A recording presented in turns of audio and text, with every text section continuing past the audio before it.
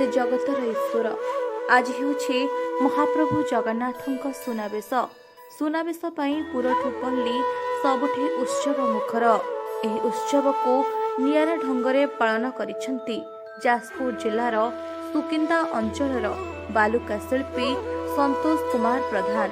ବାଲୁକା ଶିଳ୍ପୀ ସନ୍ତୋଷ ସାବୁନରେ ମାତ୍ର 3.5 ଇଞ୍ଚିର ନିର୍ମାଣ କରିଛନ୍ତି ମା ସୁଭଦ୍ରାଙ୍କ ରଥ। ରଥରେ ବିରାଜମାନ କରିଛନ୍ତି ମା ସୁଭଦ୍ରା।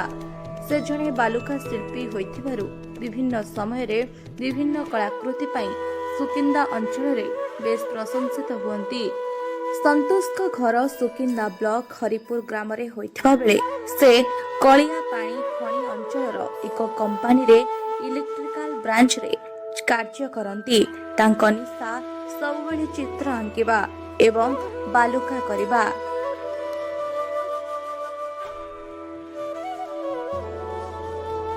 स्टैंडर्ड माध्यम प्रभु जगतरनाथ जगन्नाथंकर रथ एवं जगन्नाथ बना तैयारी करे।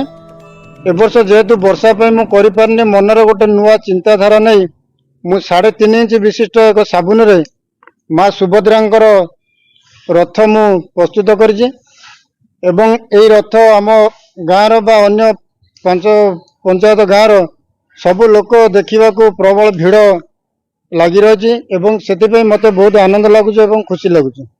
किछि गोटे साबुन एवं गोटे छुंची एवं सफ्ट पेन और गोटे छोट छुरी ए छुरी माध्यम मुझे तैयारी करछि एवं किछि कलर मध्य माँ सुभद्रांकर लगेछि।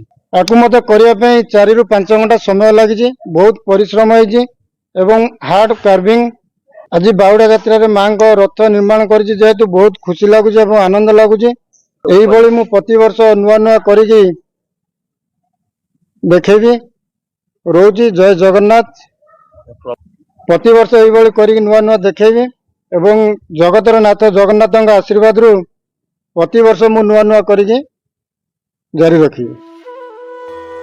सन्तोषଙ୍କ କହିବା ଅନୁସାରେ ସେ ମହାପ୍ରଭୁଙ୍କୁ ପିଲାଟି ବେଳରୁ ନିଜର ଭାଇ ବନ୍ଧୁ ଭାବିଛନ୍ତି। ଯେତେବେଳେ ବି ଯାହା ତାଙ୍କ ସହିତ ଘଟିଛି ସେ ସବୁ କାଳିଆ ପାଖରେ କହିଛନ୍ତି। ତାଙ୍କର ସେହି ଭକ୍ତି ଭାବ ଆଜି ତାଙ୍କୁ ସାବୁନରେ ମାତ୍ର 3.5 ଇଞ୍ଚିର ରଥ କରିବାରେ ସାହାଯ୍ୟ କରିଛି। ବାସ୍ତବରେ କାଳିଆକୁ ଭକ୍ତଟିଏ